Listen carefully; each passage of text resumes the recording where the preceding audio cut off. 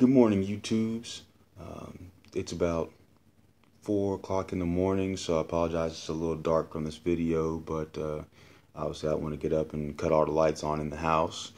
This is your casual word. I'm your host, Langley.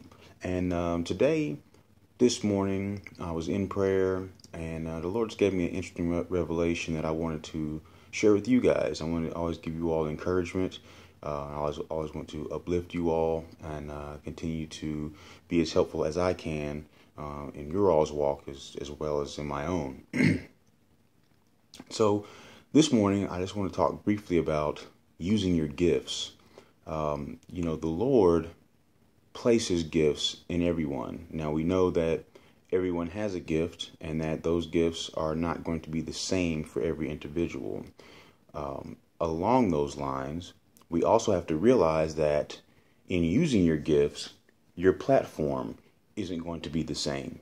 And I'm speaking from experience. In the beginning, and even now, I've always wondered why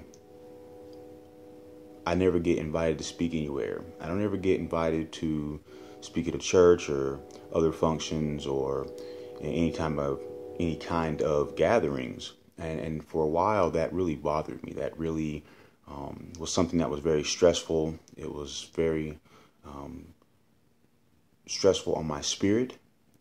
It made me question my gift, made me question whether or not I had been called to speak, made me question whether or not I had been called to help other people to deliver what God has given to me.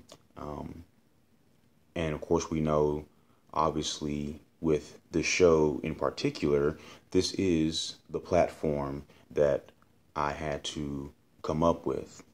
And I take no credit for that. That was something that God all put together. It was an idea that He planted based on conversations, based on other interactions with people. So this wasn't anything that I came up with on my own. So I take no credit for that. But what I'm saying is that He made a way out of no way. Now, we hear that and we believe it, but how often do we really apply that and put that into practice? How often do we put our faith into Him making a way? And it's not just when things are bad. It's not just when you don't understand what the next step is, but even when you have a clearly defined path and a clearly defined destination, sometimes you still are going to have to allow Him to create the way to be obedient.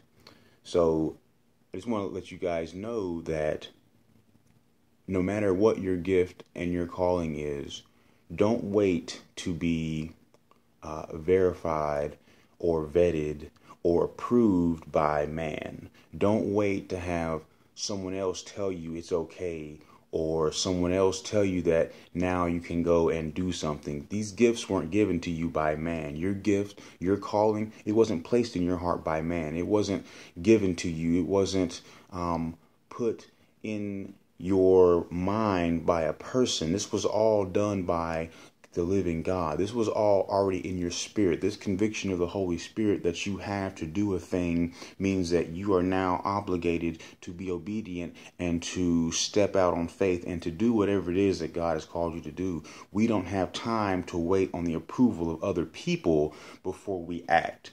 And we have to be mindful that we are not only held accountable for the things that we do, positive and negative, but we're also held accountable for things that we don't do. There's going to be a time when we have to give an account for all the things that we knew we should have done, that was given to us by the Spirit, that we felt convicted in our hearts about, but still didn't act on.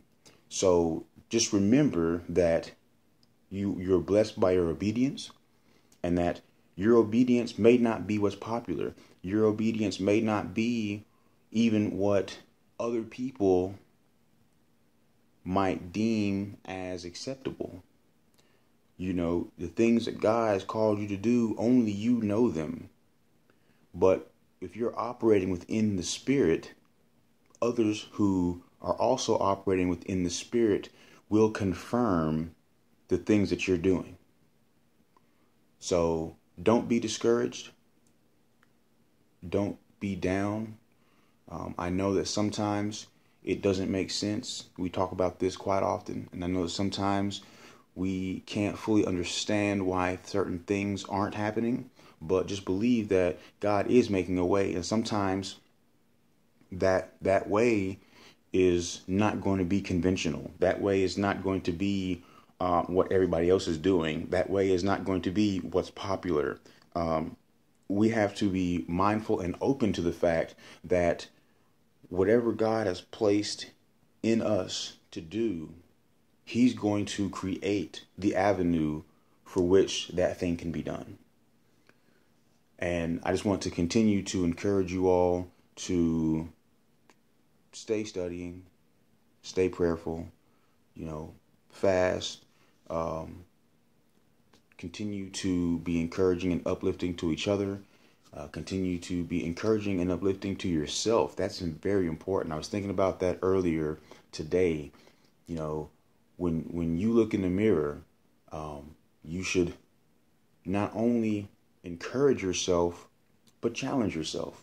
What can you do today to make today better? What can you do today to make your goal that much closer to being within reach? What can you do today to be obedient to your calling, for that matter? All these things are important, and spiritual